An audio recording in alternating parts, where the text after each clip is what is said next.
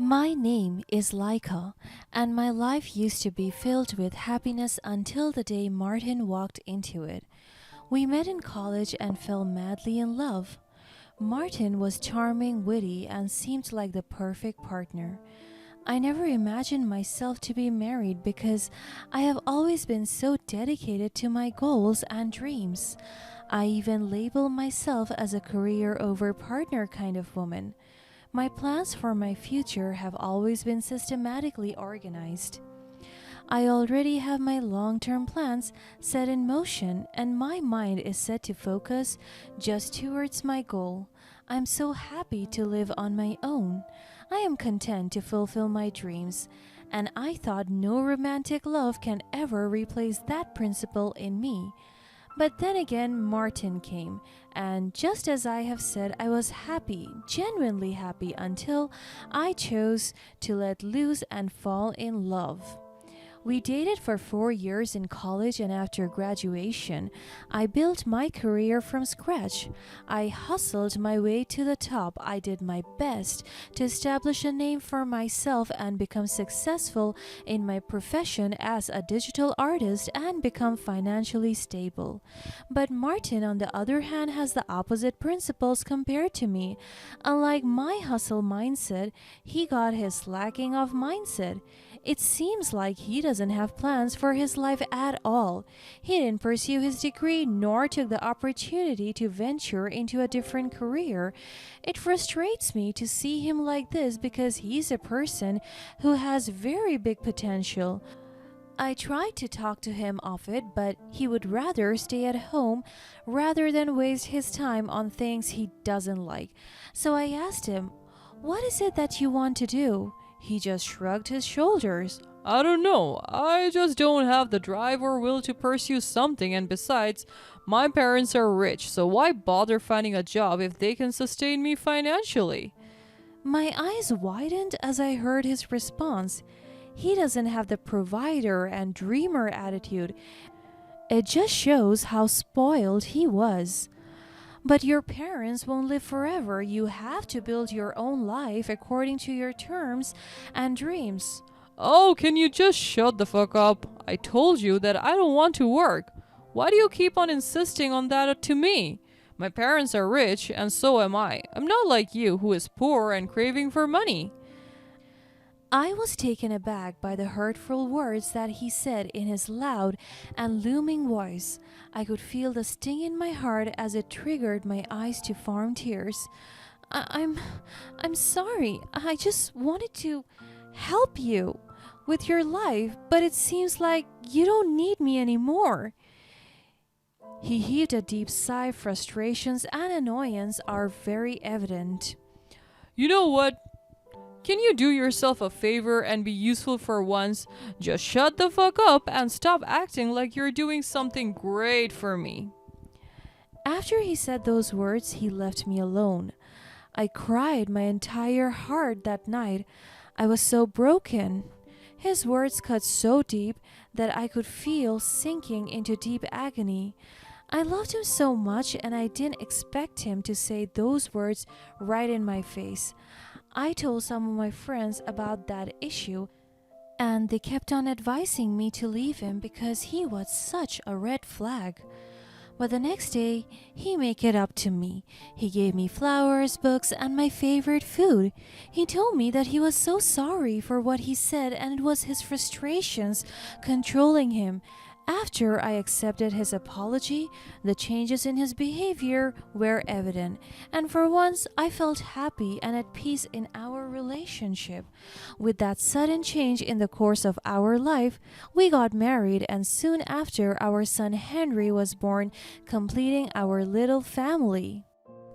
At first, everything seemed fine, but over the years, Martin's true colors began to show. He became controlling and arrogant and had a constant air of superiority about him. His attitude towards me turned from affectionate to dismissive, and he often belittled my opinions and ambitions. Our once loving relationship spiraled into a dysfunctional mess.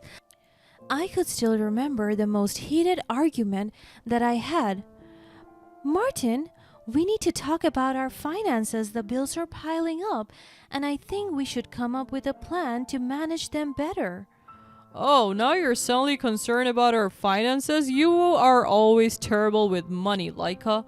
I can't trust you to handle anything related to finances. That's not fair, Martin. I have been trying my best, but in fact, I'm the one who is finding a way to get us some money. You always act like you're the only one who knows how to handle money. Well, maybe if you were smarter and more responsible, I would let you handle our finances, but you're just not capable, Laika. Well, you're just the moneymaker and I'm the handler. It's best if I take care of everything. I could feel the frustration building in my system. You see, that's the problem. You constantly belittle me, call me names, and control everything. It's like you enjoy making me feel inferior. Maybe if you weren't a nagger, just do your fucking job, Laika, and provide. I wanted to scream at his face and tell him that it is supposed to be his job, but here he is, jobless and irresponsible. I'm the one making money and he's the one spending all of them. I can't believe you're saying this. I'm your wife, not an employee that will make money for you. After that incident, I realized that I had enough. My life seems to be going on a path with no destination with him. So we decided to divorce, but he kept on insisting that we should stay together. I am also fighting for my son's custody if ever we separate. After that, he moved out of the house, and it has already been 6 months since we started co-parenting. The setup worked for us as long as we don't have to see each other and interact personally. I want him out of my life forever, but the world didn't stop giving me another challenge, but this time the challenge was bigger and even harder. It was a fine day. My son, Henry, and I were about to go out to shop for toys and do a grocery run when a loud knock on the door startled us. I was so shocked because I could feel how aggressive the knock was. So with complete braveness, I marched towards the door and opened it.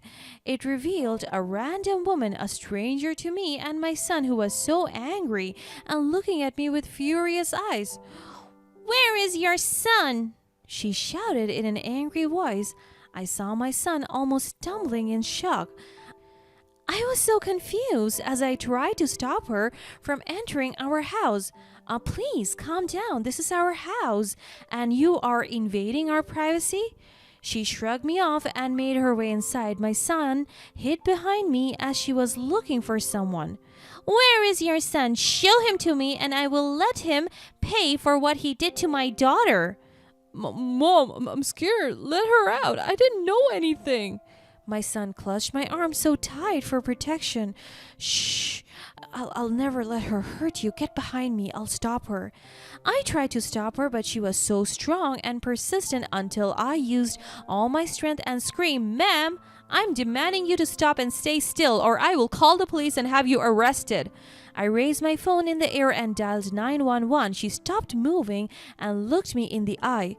"Oh, so you didn't know, so let me tell this straight to you. Your son got my daughter pregnant. She's only 20 years old. He ruined her life. And now after learning that my daughter is pregnant, he ditched her like a stray cat. Where is he? And I will teach him a lesson. Tell him to stop hiding under your skirt, and oh, you have to pay me $100,000 for the damages your son have caused." I looked at her with confusion. I don't understand what she is trying to say. I looked at my son and I couldn't believe that my 7-year-old son got a girl pregnant. That is not right at all. "Excuse me, ma'am. This is my son and he's just 7 years old. How can you say that? He got your daughter pregnant? That is freaking impossible." She just stood there shocked and confused as well, but then her expression changed. She shook her head in disagreement.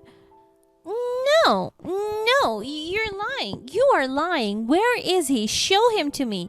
You are just hiding him for sure. Your son is 30 years old.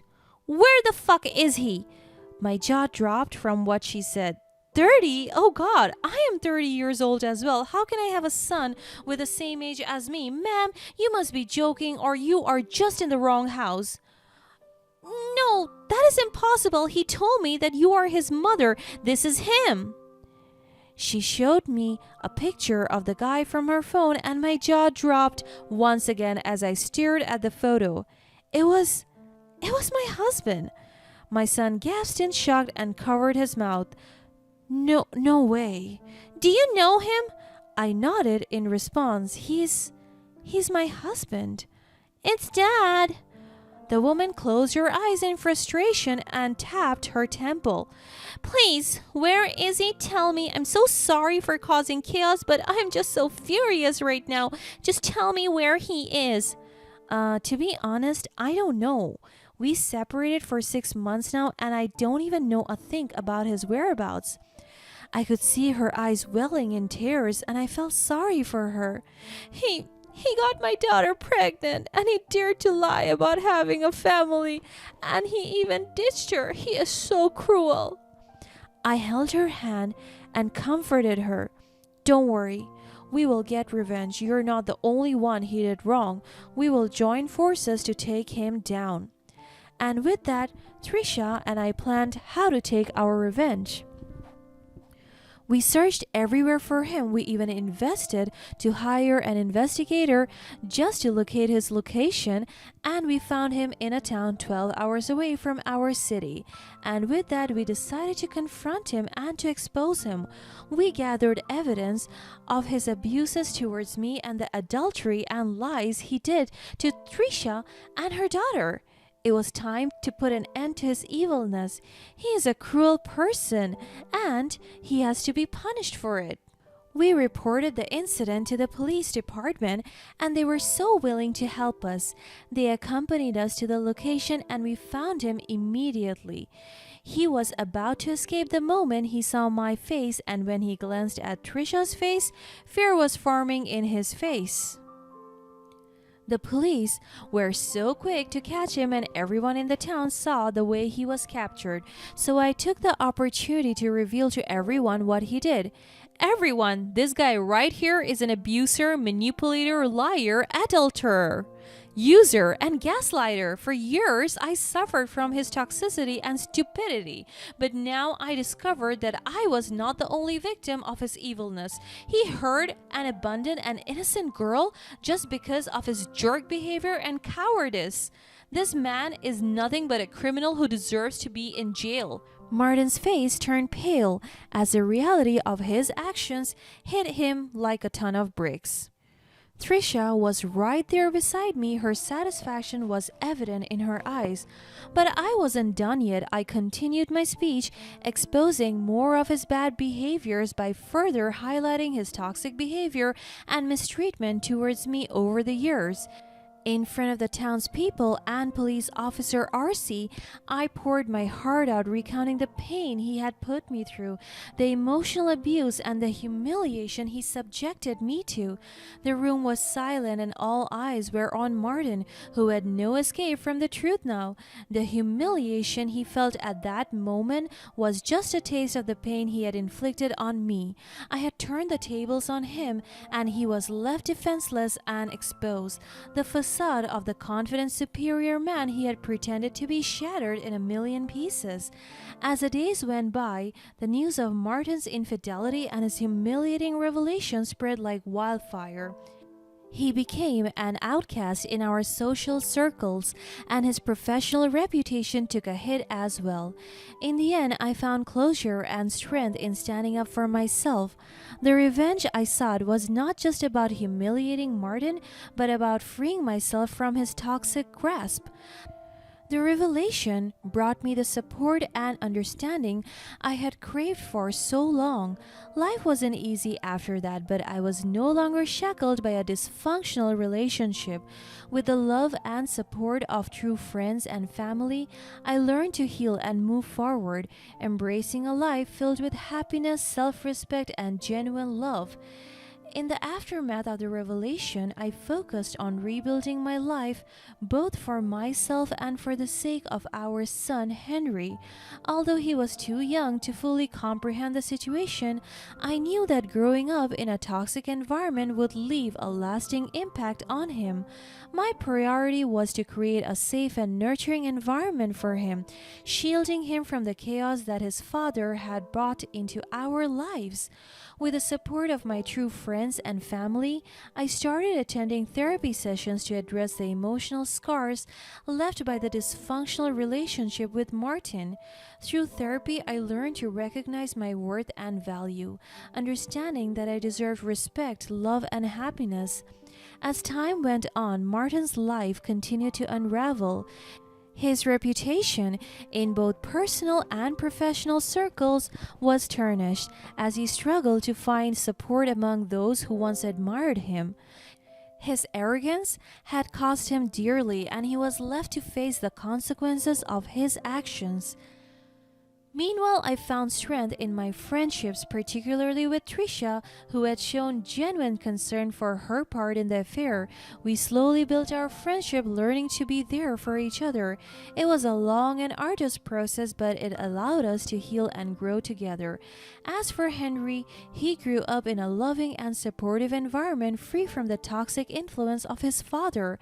I made sure he had a strong male role model in his life, someone who would show him what it truly meant to be respectful, kind, and caring. Over the years, I focused on my personal growth, pursuing my passions and interests, and even starting a new career. The experience with Martin taught me resilience, and I became more determined than ever to create a fulfilling life for myself and my son. Martin, on the other hand, seemed to hit rock bottom.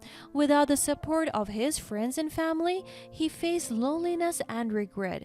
The humiliation he had brought upon himself was a heavy burden to bear, and it seemed to consume him despite the anger I once felt towards him. I couldn't help but feel a tinge of pity for the man he had become. But this was not the end of the story. As much as I had healed and moved on, I couldn't ignore the fact that Martin had not faced any legal consequences for his actions. His affair had shattered our marriage, and he needed to be held accountable for his betrayal. With the help of a skilled attorney, I pursued a divorce settlement that was fair and just.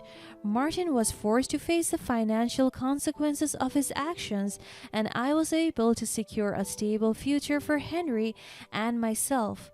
Through it all, I remained firm in my resolve not to let Martin's actions define me. I was more than a victim of his deceit. I was a survivor who had emerged stronger and wiser for the ordeal. The revenge I sought had ultimately become a catalyst for my personal growth and transformation. As the years passed, Martin's memory faded into the background of my life. I had moved on, finding happiness and fulfillment in the love of family and friends. The past no longer haunted me, and I could finally look toward the future with hope and optimism. In the end, the revenge I sought was not about humiliating Martin, but about reclaiming my power and self-worth. I had faced the darkest moments of my life and emerged victorious, proving to myself that I was capable of overcoming even the most challenging of circumstances. And so, my life continued with a renewed sense of purpose and a heart filled with gratitude for the people who had stood by me throughout the journey. Martin's role in my life had taught me invaluable lessons about resilience, forgiveness, and the strength that comes from embracing one's truth. I had transformed from a victim to a survivor, and I was determined to live my life on my terms, free from the chains of a dysfunctional past.